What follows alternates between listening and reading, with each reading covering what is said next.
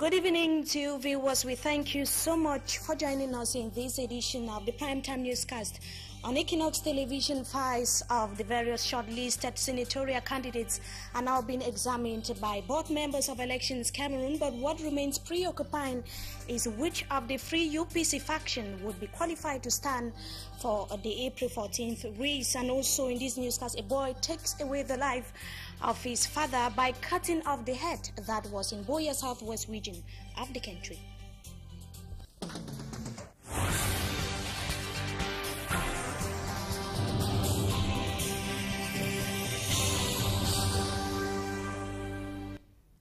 Good evening to you viewers. We thank you so much for joining us in this edition of the Primetime Newscast on Equinox Television. We begin right away with a sad story where a boy is currently being detained at a Boya police station in the southwest region of the country after he allegedly beheaded the father.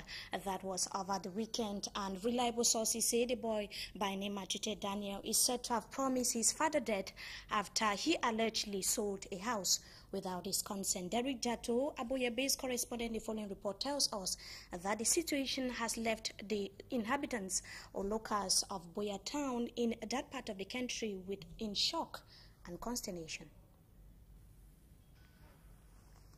This is the headless corpse of a 75-year-old man, Pa Daniel Monti, a retired warder murdered by his son, Matute Gabriel Monti, who further cut off his father's head.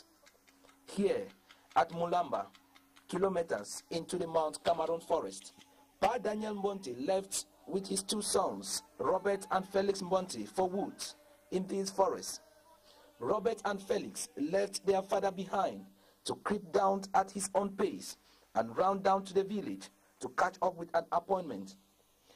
Matute Gabriel Monti, who has promised his father death, followed him in the forest. Left alone, Matute seized his father's machete and used in cutting his head. This corpse was discovered by a night hunter. What force must have pushed this boy to kill his father? So me,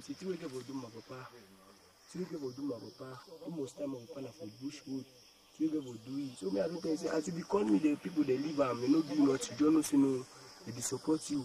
We start take banga, my pass a house. We start vex my panel give money. But the fact that people overheard Matute Gabriel saying that his million has come and taking the father's head down the village in his black bag, many say this ex-convict Matute was merely executing an assignment. But who must have assigned him? That was the question on everyone's lips. To appease the God on our way to bring down the headless corpse, at a point we climb with our back facing our direction. The paramount of Boya, Chief Endeli, seeing the sacrilege himself, ordered for the head to be brought from the Boya mortuary for burial that same day. This is the first time such an abomination is witnessed on the Bakwere line, but the third murder case recorded in Boya town within 12 months. The murderer, Matute Monti, who once attempted murder on his brother, raped the sister, is presently behind bars at the Boya police station. David Jato, ETV News. Thanks indeed, Derek Jato, for that report. Some of the shocking incidents that have always been leaving firefighters in the country or here in the economic capital Douala as well as in Cameroon at large indifferent, but they say that their activities are sometimes impeded by a lot of factors. Firefighters here in the economic capital Douala have blamed the slow pace at which they execute their functions on insufficient finance. They complain that even their limited logistics make it difficult for them to intervene in most emergency cases on time. And senior reporter Christo B tells us more in the following report. In the heat of all fire incidents in Douala day by day, one name pricks people's minds: the firefighting brigade. These soldiers of fire, as they are fondly called, have for the past weeks been subjected to many interventions. Industrial companies, commercial surfaces, local houses, to name just a few, as the list of fire attacks is pretty long, with human victims as well as enormous material damages recorded. Take, for instance, in the year 2012 alone, the 20th unit of the firefighting brigade based in Douala intervened 600 times just for flames fighting alone. These military men equally intervened in road accidents, conveying corpses to mortuaries and other victims to different hospitals for around 250 cases of road accidents. And the nature of interventions differ, as victims count 339, human assistance 73, and 56 cases of corpses transported in 2012. Nous avons aussi les interventions des personnes qui sont prises de malaise sur la voie publique.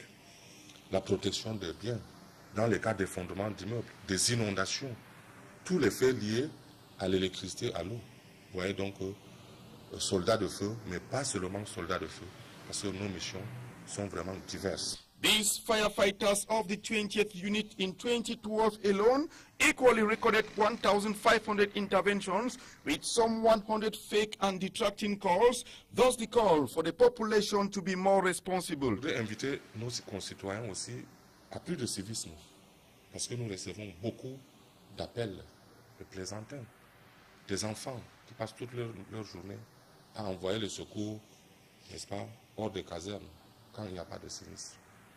Ceci ne facilite pas, parce que, imaginez-vous, pendant que les sapeurs-pompiers partent pour les faux appels, il y en a qui ont vraiment besoin de sapeurs-pompiers. And the firefighting corps of the National Armed Forces remains convinced that nothing else but the simple respect for preventive measures can reduce the level of disasters in a town like Douala.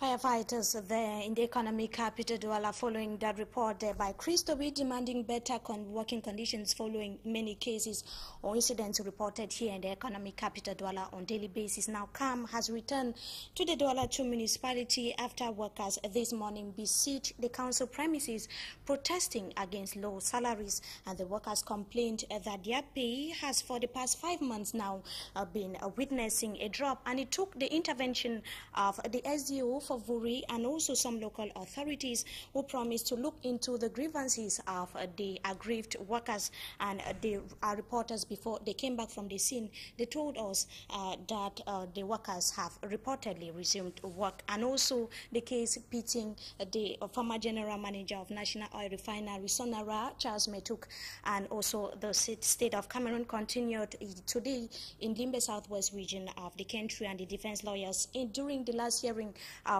the case said or demanded a suspension of the magistrate presiding over the case on grounds that he is not carrying out judgment fairly. And the former managing director has been accused of 7 counts, including the use of fake documents, and we shall be bringing to you details of that in our subsequent newscast. And the fights, we are now talking upcoming senatorial elections in the country, where the fights of the 8 political parties going for upcoming senatorial elections in the country are now being cross-examined by Elecam board members and disqualified aspirants, as Roland Akon is going to be telling us in the following report up next, would have 48 hours to seek redress.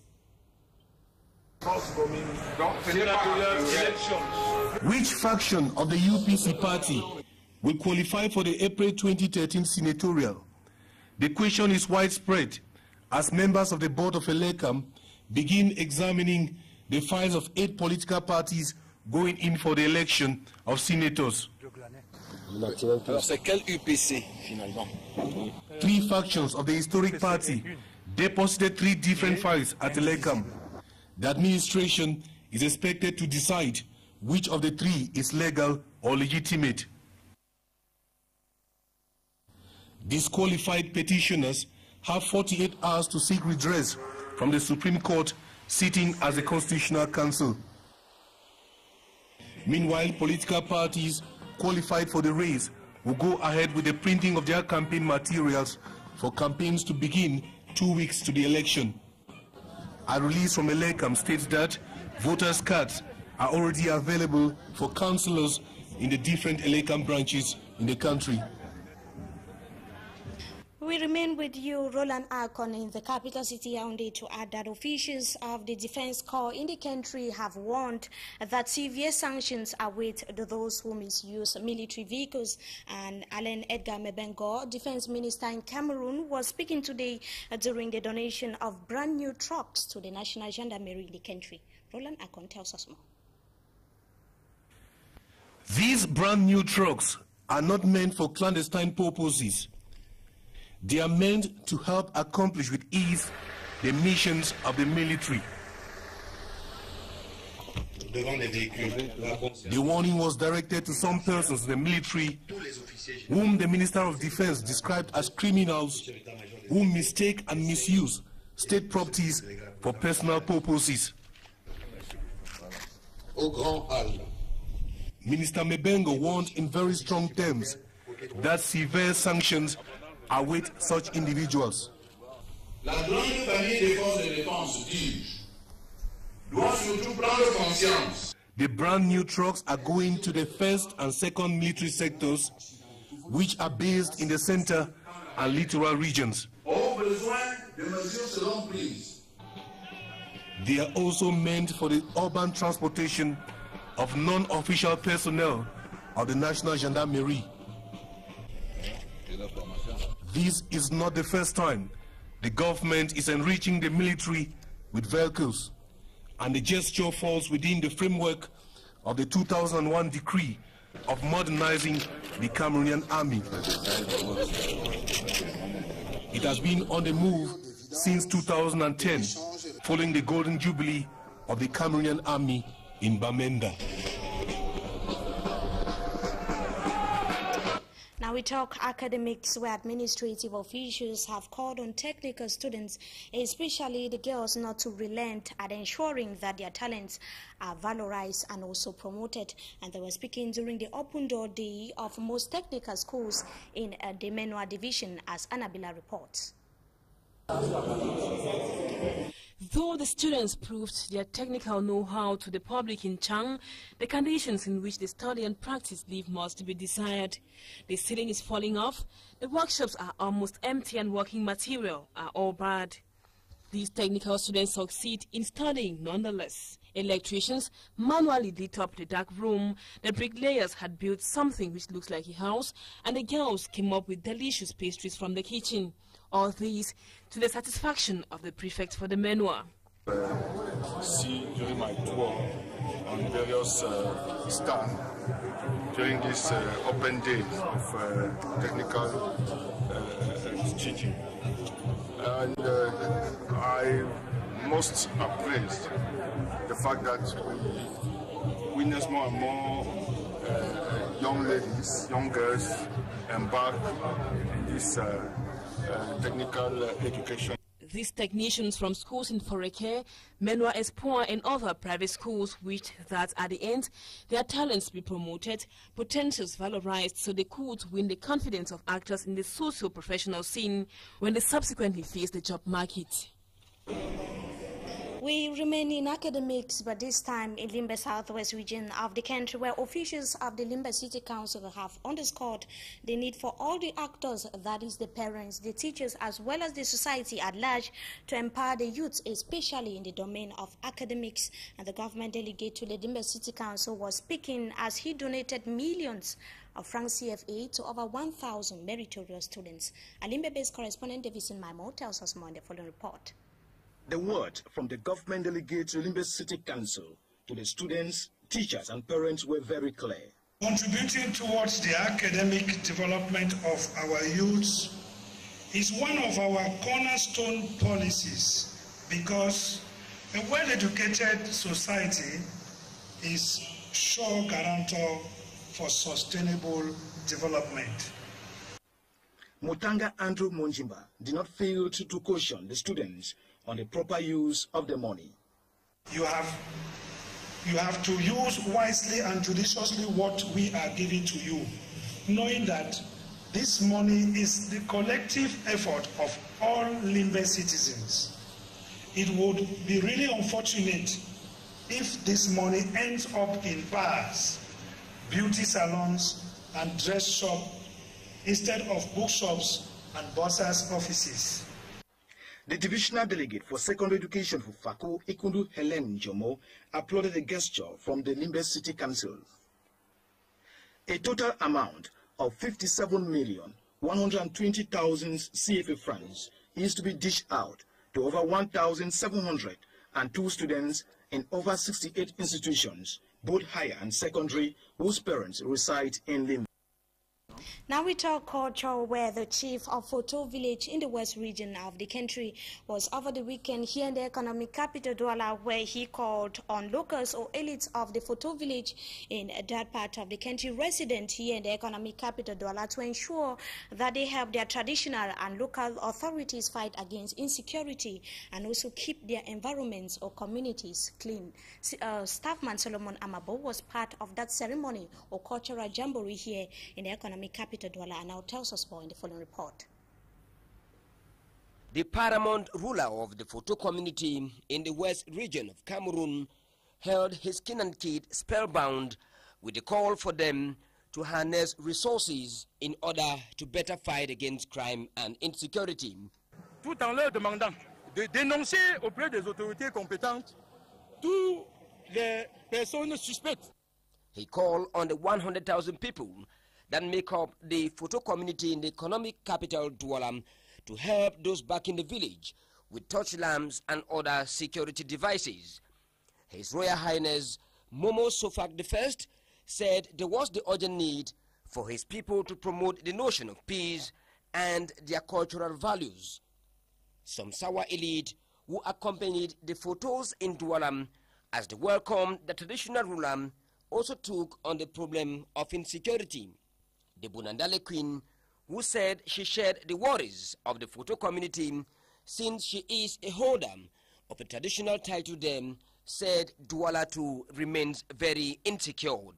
Parce que l'insécurité c'est partout, c'est pas seulement à l'ouest du Cameroun, c'est aussi ici, à Douala. Parce que nous sommes à Bunandale par exemple, on voit qu'il y a pas mal d'insécurité à Bonabéry. She said there was the urgent need for the locals to help government check the upsurge of crime. Other Sawa elites also explained what they were doing to combat the attack on locals by men of the underworld. We have many committees of vigilance to fight against bandits. Prior to the discussions about insecurity and how to combat it, the different orators at this cultural event said the Sawas and Cameroonians from the West region remain one people, though separated geographically. Staffman Solomon Amabo there reporting on the visit of the chief of Foto village in the West region as he visited members of his communities here in the economic capital Douala. And that does it for this segment of the news. But up next is Talking Point.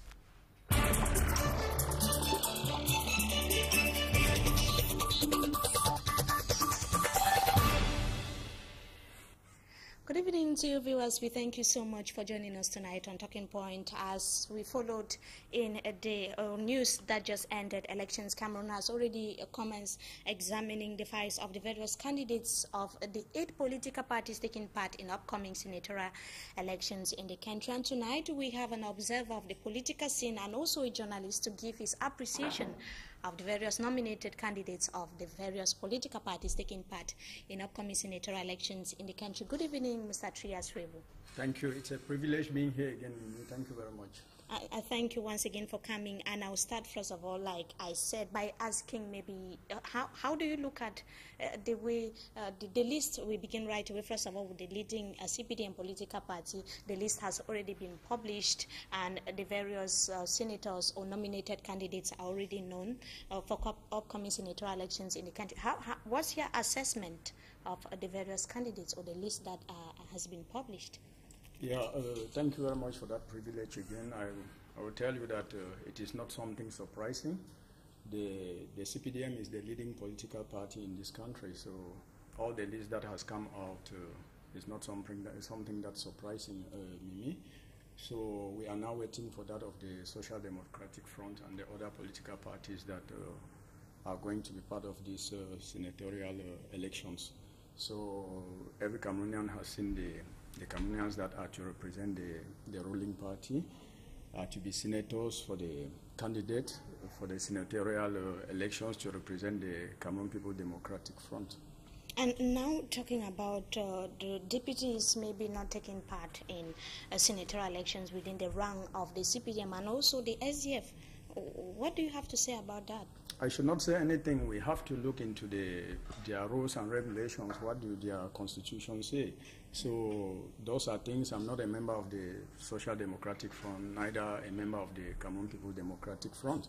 So I should not go into details to see the reason why parliamentarians are not supposed to be part of the elections. So they know what their laws stipulate, their regulations. As an observer, how do you look at it? Exactly. As an observer, like you said, Mimi, what I would tell you is that as a parliamentarian, for example, they are already enjoying their own position as a parliamentarian at the parliamentary, and secondly, like the Social Democratic Front leader said, these parliamentarians and the councillors, they are enjoying illegitimacy. Their mandate has already expired. Normally, if it was to look at the constitution, they were not supposed to be part of these elections. But like I said some minutes ago, we do not know, I don't know what their rules and regulations stipulate. We don't know what at the SDF, in the party of the Social Democratic Front, we don't know what governs what and what does not govern who. So it's for party reasons, exactly, an indication that what some observers too of Cameroonians on the street were talking about, the fact that you cannot be a deputy and you want to be a senator at the same time. Now we look at the way, if you happen to have gone through the list of the nominated candidates of the ruling CPDM, yeah. How did you look at the representation of women?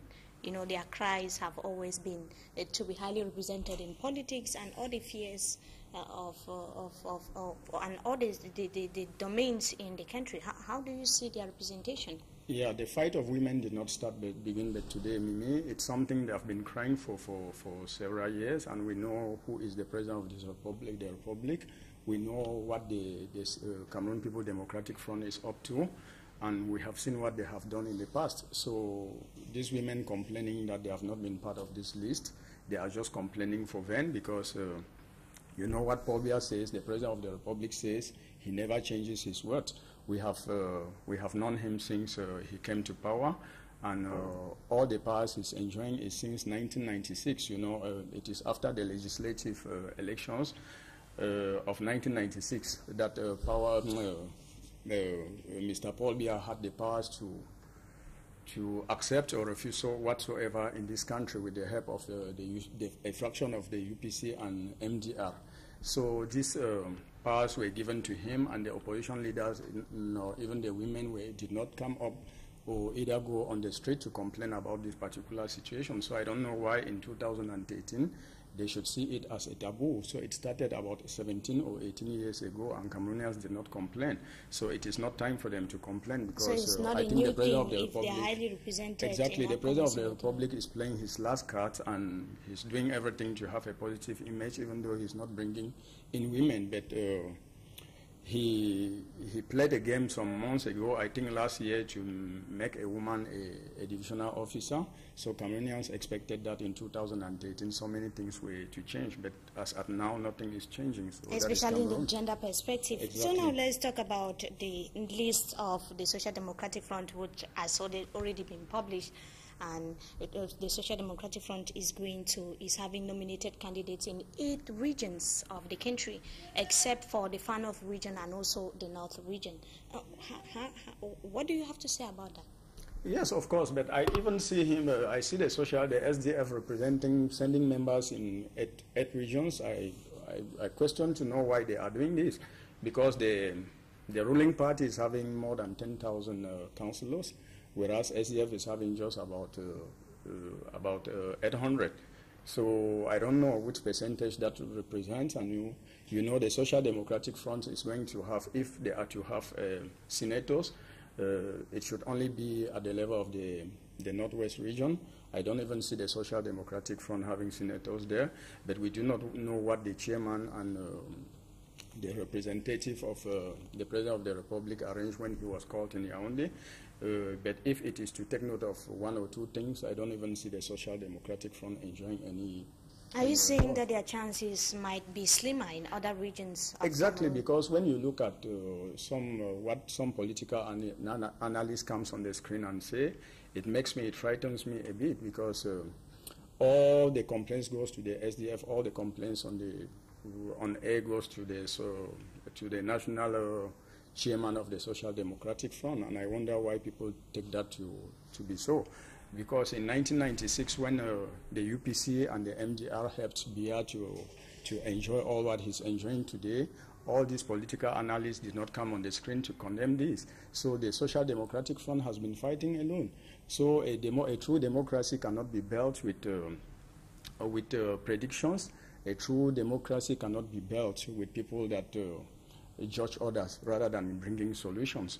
So you know when the SDF was formed, UDC came later, the UNDP came as well, and other political parties like UPC. But people come today and they keep on talking about Frondi rather than proposing solutions for Cameroonians. So the problem because you were talking earlier of maybe the fact that the chances for the SDF to survive in other parts of the region might be very slim. So what if the SDF should just try rather than just be, and the incident which took place during the first legislative elections take place, like the SDF did not take part, and later on blames started pouring on the party that they did not take part, and most of the seats were given to other political parties. Why not just try? Thank you very much for that question, Mimi. But you should remember in 1997, when the Social Democratic Front refused to take part in the legislative election, I think that was 96 or 97, everybody came on the air, political analysts, other opposition leaders, and even street members, they said all sort of nonsense. You know, the other day when John Frondi said he was not going to take part of the senatorial elections, people complained.